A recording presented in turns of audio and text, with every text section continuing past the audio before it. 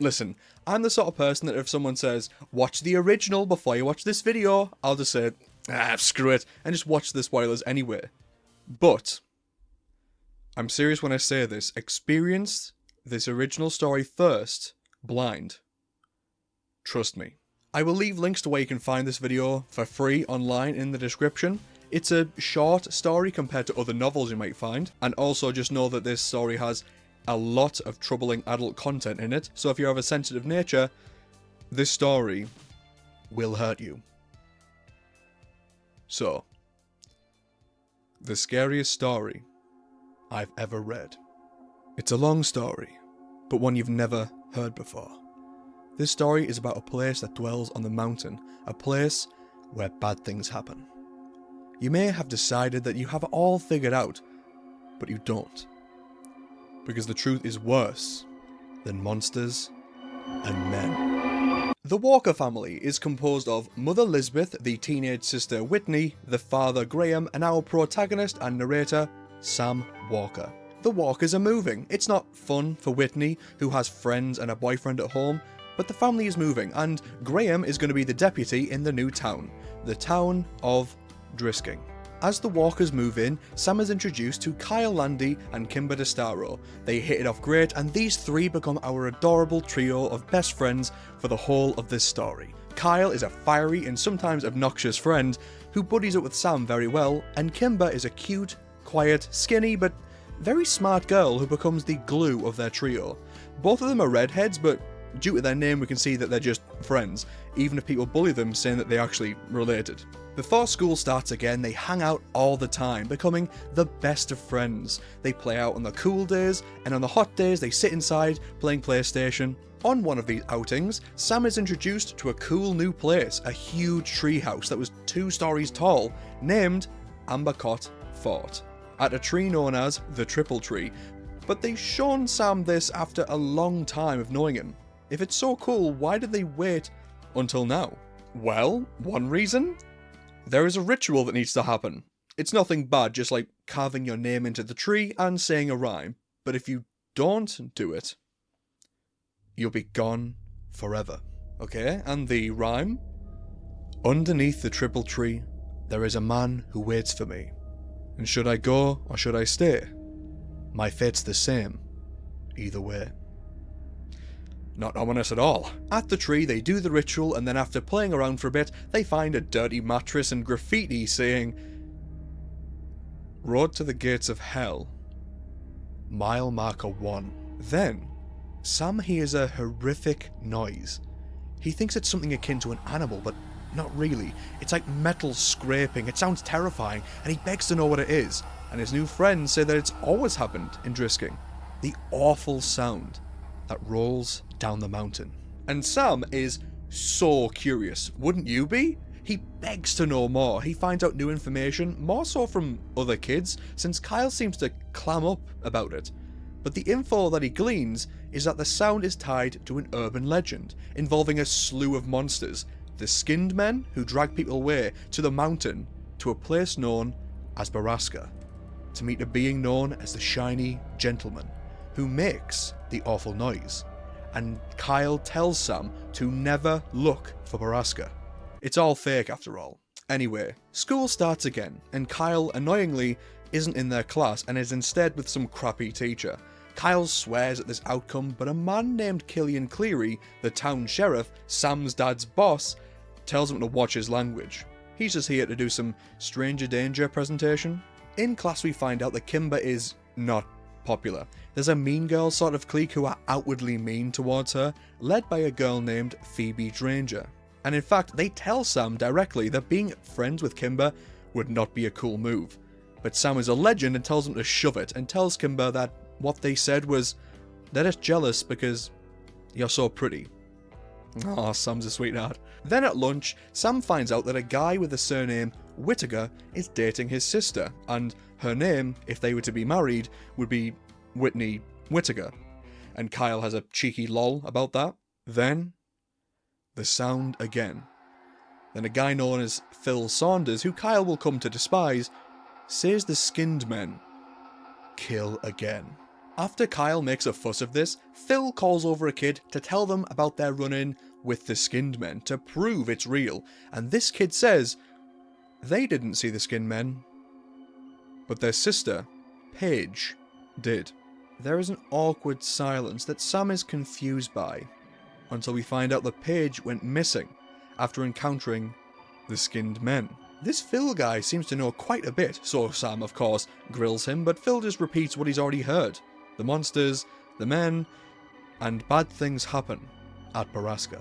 These sounds continue, so Sam asks his father, who is soon to be the sheriff, "You must have heard that sound." And Graham just says that it must be like logging equipment, but when Sam pushes about skinned men, shiny gentlemen, and Borrasca, surprisingly, Graham just flips out and begins shouting at his daughter, thinking that she is scaring her brother with ghost stories, even while Sam tells him that no, it wasn't Whitney, it was kids at school. Well, back to school in the new term, Kimber is bullied by Phoebe Granger again, and we find out that they're related to a big family in town, the Prescotts. The next day, a History of Drisking presentation takes place, hosted by Catherine Scanlon from the Drisking Historical Society and Jimmy Prescott. Jimmy's dad, Tom Prescott, used to host this presentation, but recently he'd been having some mental problems with his age, so Jimmy, quite brutally, threw him in a hospice and, to hide him while he took over Tom's businesses. However, Sam is enthralled by the charisma of Prescott. He listens to the presentation about how Prescott's family brought the town back from ruin, so Sam raises his hand and asks why the old Drisking mines closed, and if there were any left still running. Prescott answers that they simply just ran out of ore, causing the town to lose its economy, and that there might be like one still left running. This is also where we hear a story about the 4 missing boys in the mines, the McCaskies. Sam also learns that after people went missing in the abandoned mines, they blew them up to stop people further getting hurt. However, the demo men they brought in did a terrible job, making iron ore contaminate the water table. It's joked at lunch that since everyone has drank the water with explosives and iron in it, then they all must be taking time bombs, and these skinned men must have lost their skin from blowing up, and they joke around, and Sam tells us that this moment was the last true time of happiness he has ever felt. Because soon after, Sam unexpectedly is told he's been picked up by his parents, and after fighting to know why, he eventually finds out that Whitney, his sister, has gone missing, even though Whittaker and Whitney got in a car this morning. Whitney didn't get to school that day.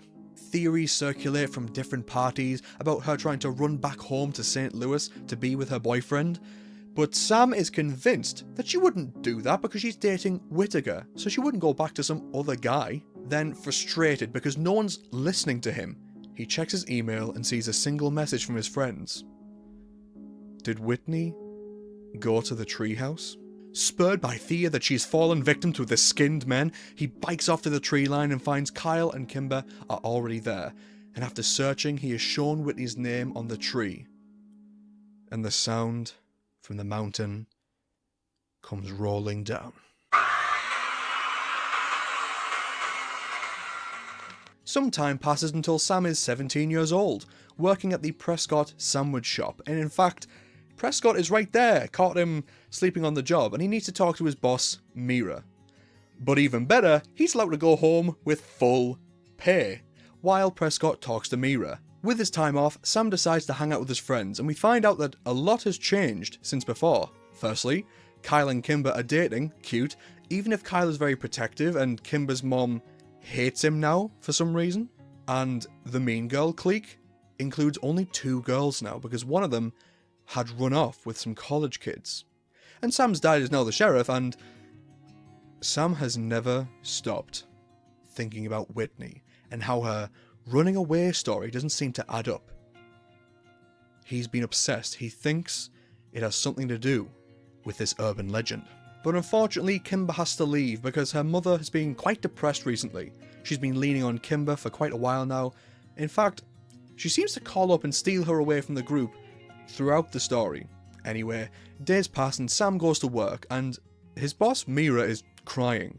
The shop has been doing poorly for business, and he continues his shift, but he hears Mira crying the whole time more and more, so he decides, I'll call Mira's husband to see if, he can comfort her. When he comes, however, Sam sits through a very intense argument between the two. He learns that they are trying for a baby, but Mira's husband unfortunately is infertile. He laments how she's obsessed with having a kid, and that Mira won't go with the option he suggests, even though the McCaskey family is pushing her to have a child.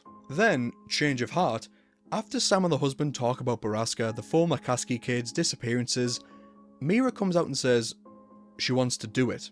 Some IVF treatment, perhaps, but who knows. But all we get is that Mira says, I've already called him. The doctor? Luckily, however, Sam is let off work again with full pay, jealous, so he spends the day with Kyle talking about the conversation he heard. And Sam's curiosity leads them to asking Catherine Scanlon from the Historical Society about the disappearances of those 4 boys. They just find out a more in-depth story about the 4 kids, the explosion, etc. So they meet up with Kimber and decide who would have the best info. Tom Prescott. They head to the hospital and pretend to be family. Funnily enough, they pretend that Kyle is actually Kimber's brother since they're both redheads, and Sam is the boyfriend in this scenario. The meeting swiftly becomes intense, however, since Tom is very volatile, but in his ravings he talks about the family business. They ask about the triple tree and he mistakes it as them saying triple the price. Triple the price for what? He says stuff like he could do anything he wanted as long as money came in, and that the business involves a white powder. At this point, Sam starts to push the raving man more, asking about Borrasca, skinned men, and shiny gentlemen, and it drives Tom to a fit of anger, so they just have to leave. Collecting the evidence, this mention of white powder changes things. What if this is some kind of narcotics trade, white powder? And if it is that, are they going to get involved? They're 3 17-year-olds with a bunch of curiosity and not much else, and worse, if this is going on, and it involves disappearances, then the police department could very much be involved. What might happen to them if they get too close to this? But before they can discuss this, Kimber gets a phone call. Something has happened to her mother, and at the hospital, we are told that Kimber's mother jumped from the hospital roof. And after this, Kimber is no longer around. She's grieving, obviously, and with her not around, the boys realise just how broken they are without her. But something is on their minds. In the hospital there was mention of a note by Kimber's father, a note that Kimber's mother had left, a note that no one acknowledges. Especially the police. After some time, eventually Kimber returns, and while they just want to focus on Kimber, they ask about the note, and Kimber says, yes, there is a note, but it was intercepted by my dad, and he's been guarding the note in his office, so a plan is made.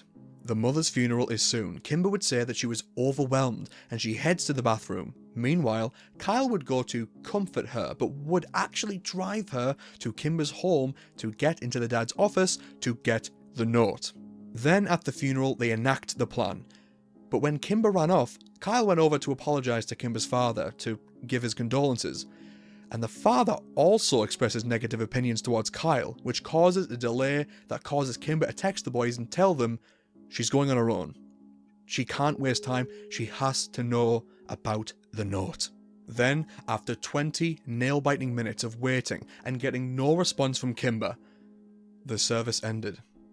Kimber missed her mother's funeral, and she's still not answering the phone.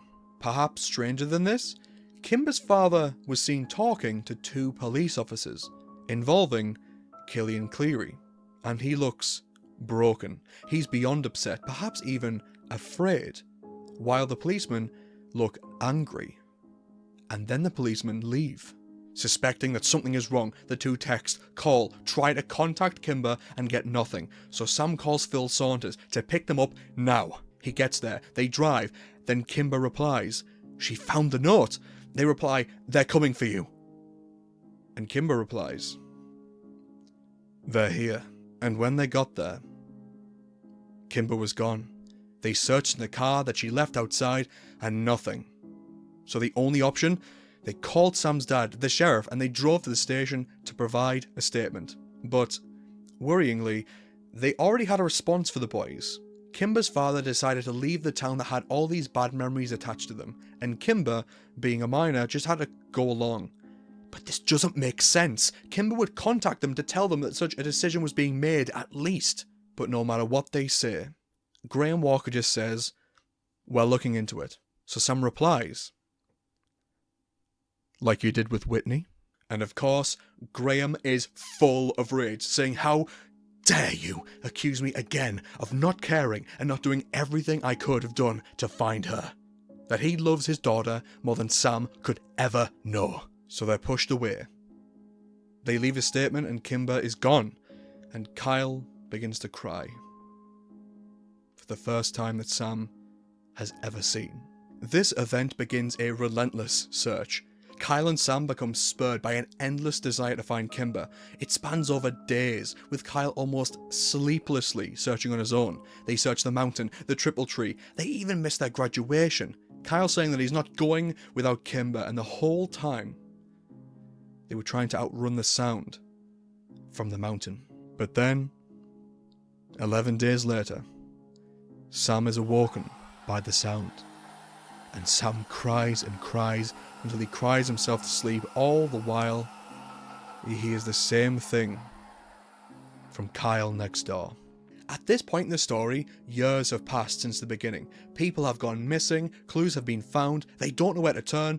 There's just enough evidence and doubt to make a million theories bubble to the surface of your mind. If you didn't read it before, what do you think? If you did, what did you think? Has Kimber, like many before, been removed for getting too close to a long-running white powder operation? Is there in fact a haunting? A supernatural force that is making the authorities just confused? They are trying their best, but a Vecna from Stranger Things like Force is burying the leads. So, the boys are dejected. The sound that beckons death sings them to sleep. So now what's the point of searching? Well, if they can't find her, like Whitney before, then they will avenge her. So if we're going to spend the rest of our days finding this, let's get some Red Bulls. At a gas station, they run into Mira, Sam's boss, and oh boy, Sam hasn't gone to work in days as he searches for Kimber, and Mira now seems happy? The infertility treatment worked, maybe. And yeah, we find out that she's pregnant. They part ways, and then a detail floods back to Sam. Mira's husband didn't say Borrasca when they talked about it. He said a Borrasca, implying that it's a thing, not a place. Or was it? So they return to Catherine Scanlon. The Historical Society strikes again, and they ask whether Borrasca is a thing or a place, and learn that it's an underperforming mine, the first mine to be underperforming among multiples. So they ask, which was the first in Drisking, and they get a location. They found it. They leave with this information, and they discuss that they don't know what's in there.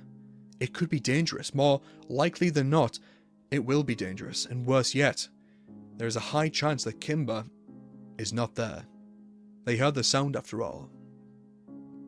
But if they can't find her, they will avenge.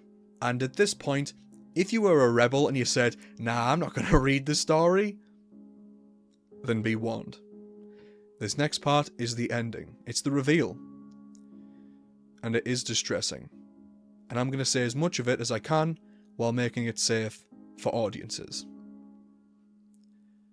So, in a clearing on the mountain, they find old buildings and a sign that reads, Drisking Underground Mine. But some of the letters are missing. Instead, it reads... They run towards one of the buildings and they see something. We were standing in what I guessed was a refinery, and in the middle of the room was a large, silver, conically shaped machine. A conveyor belt fed into it, and the room had a sour smell. Even the dirt beneath our feet seemed to have taken on a crimson tint. "This is the machine. This is where they take them," I said. This is the place where people die. With no sign of Kimber, they keep going and see a familiar truck. Jimmy Prescott's truck, which is actually the least impactful revelation after what Tom said, but it also meant that he was there with them. They keep going, then they reach a building, and inside they hear a noise. The sound of intercourse. And worse yet, this building, as Sam and Kyle sneak through, is full of makeshift beds. And on each of the beds were people. Strapped and restrained to them, bound by wrists and ankles, and most of them seemed to be in some kind of trance.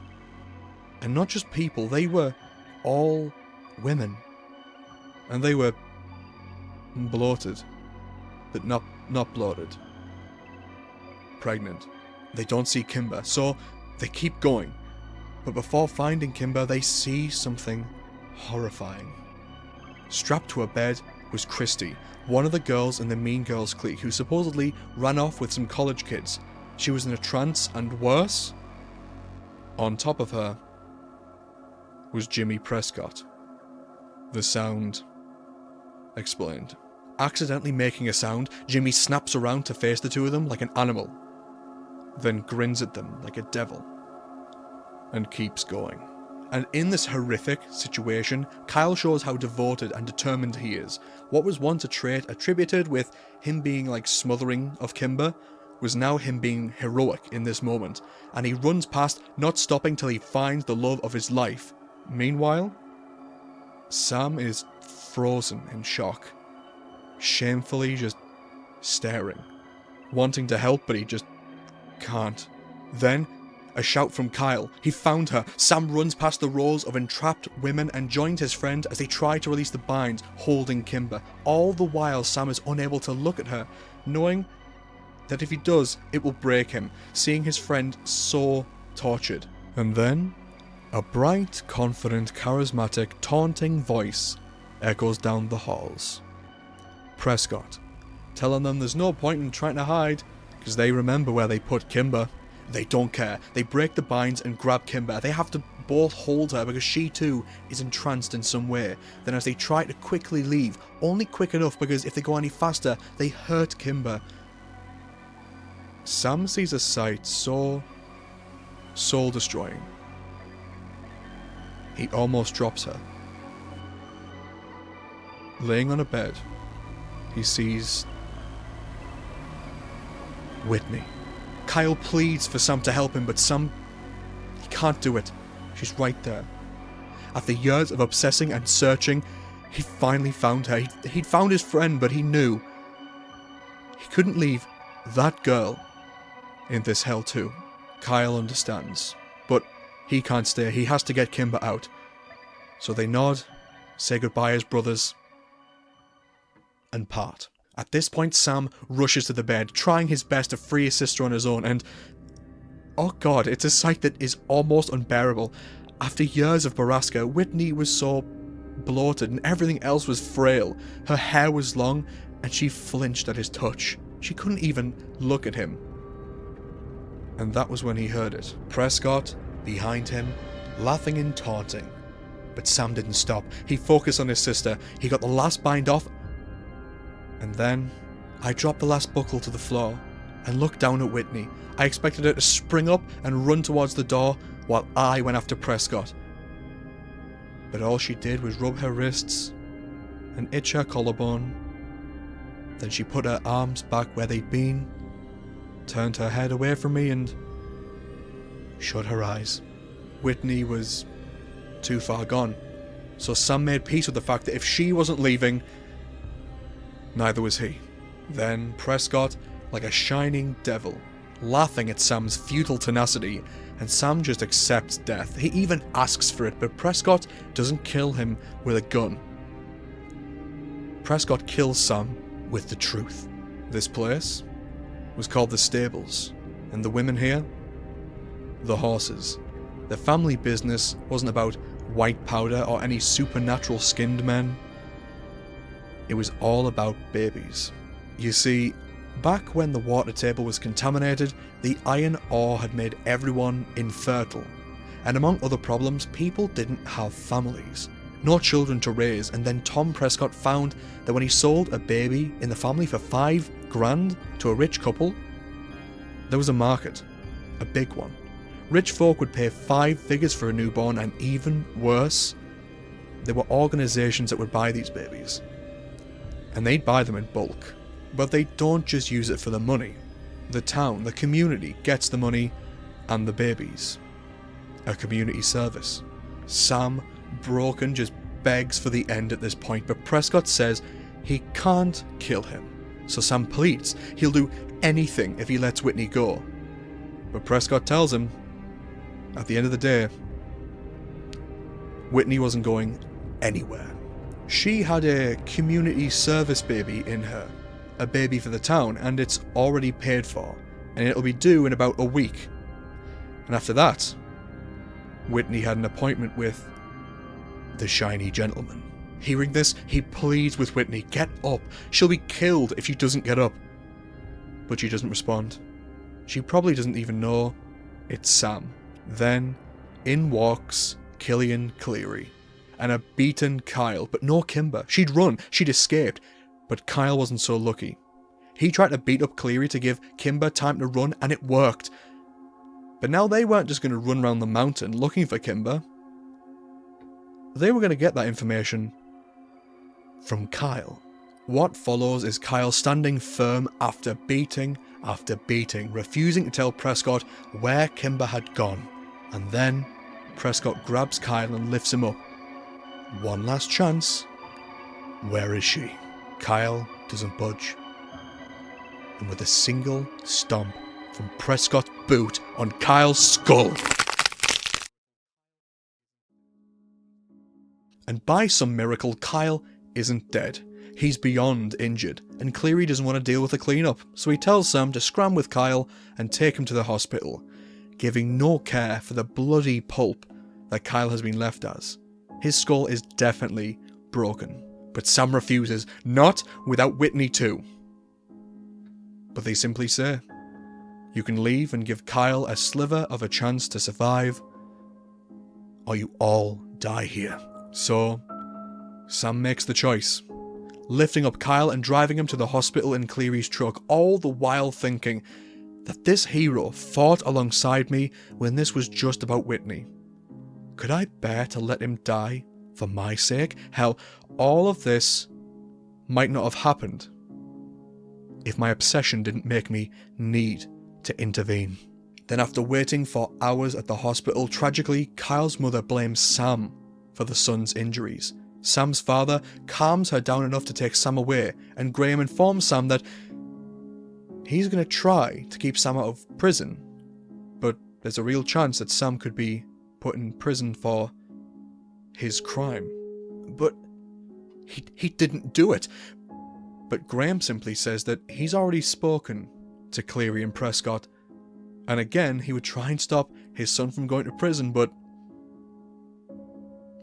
Sheriff Walker, beyond a doubt, must be involved.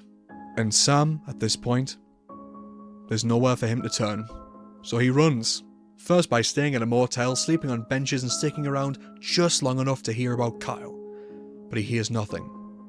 But what he did hear was that Mira had a son. A quick pregnancy. The son's name, William. And that same night, on the mountain, the shiny gentleman screamed. She was gone. But then, an entry about Kyle was in the paper. He'd been released, and after seeing his friend by sneaking in when Kyle's parents went there, he'd been reduced to a mute, immobile, unresponsive state. All of Kyle's fire snuffed out. With nothing else, Sam runs. He runs for years to Chicago, and we later find out what life he lives in the sequel, but in this time of self-medicating the trauma away, he gets a letter from California. There's no name on the address, but he knows the handwriting.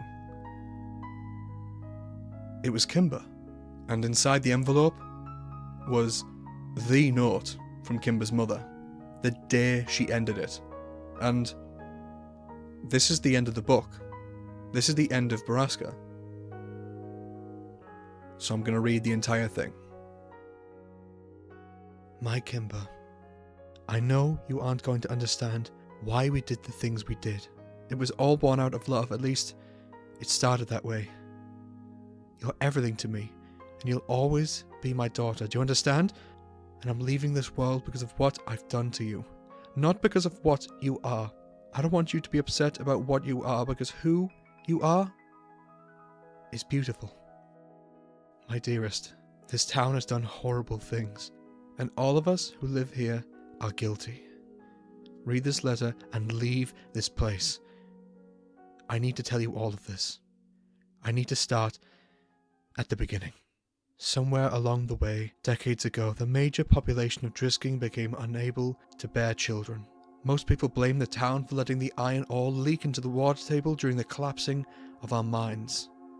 This is the same water table that still provides the town's water today. They were never quite able to fix it, and the ore is toxic, and exposure causes infertility.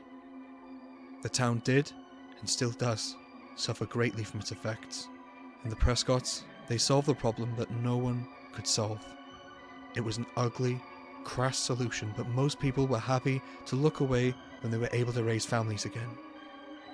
You see, they took girls, mostly women from other places, and they impregnated them and gave us their babies.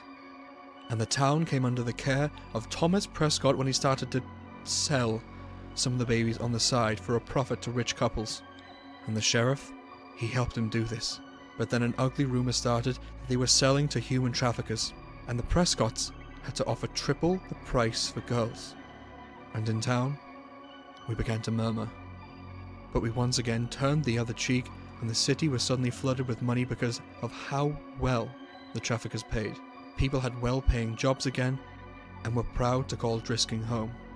So we said nothing, and those that did were taken to the mountain. Because that is where they do it. There is a place on the mountain where the women are taken, Kimber. Drifters, runaways, and if the parents choose it, sometimes the girls in town are even sold back. They arrange to sell the girls, and they meet them at a tree halfway between the town and their baby mill. Sometimes kids play there now. I think you played there. The Prescotts and the sheriff are the ones who impregnate the girls, and the children are named after them. P children for the Prescotts and K children for the sheriff. And when the women became too sick or too old to deliver profitable babies, they are sent through a giant machine that was used to refine ore, and their bodies are crushed and the blood and skin are stripped away, and what remains of them are their stolen children and the dust of their bones. And all that's left of their bodies is the powder that they spread over the mountain to hide our crimes. I'm telling you this, Kimber, because you are one of those children. Most of your friends are one of those children. Please get out of Drisking before your father finds this letter. Run away and never come back. Never speak of it to anyone. Their industry has deep roots now, and the traffickers have lofty connections. Don't tell anyone. Don't keep this letter. Don't look back. I love you. I'm sorry I have to leave you. We all have to answer for our sins, and I'm ready to burn in hell for mine. Love always and forever. Mom.